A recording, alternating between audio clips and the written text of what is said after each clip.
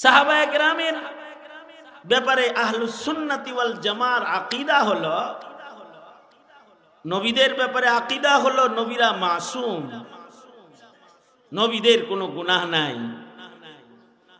আর সাহাবায়ে কেরামের ব্যাপারে আকীদা হলো সাহাবায়ে কেরাম মাহফুজ মিন নারি জাহান্নাম।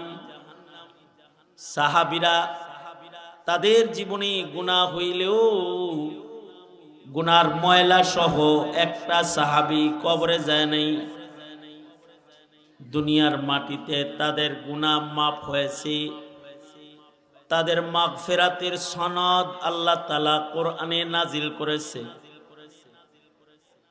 শুধু মাগফিরাতের সনদ দেন নাই, তাদের দারাজাত লাহুম মাগফিরাহ, যেমন তাদেরকে মাগফিরাত আল্লাহ তাআলা দিয়েছে, তাদেরকে আল্লাহ পাক দারাজাতও দান করেছেন, মর্যাদাও দান করেছেন, এবং তাদেরকে আল্লাহ পাক আজরে আজিম দান করবেন।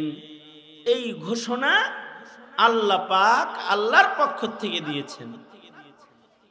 সাহাবায়ে কেরামি ওই জামাত যাদের দুনিয়ার জীবনে, দুনিয়ার হায়াতে জান্নাতের নিশ্চিত সুসংবাদ শ্রবণ করার মুজাহাদা মেহনত সাহাবীরা করছেন।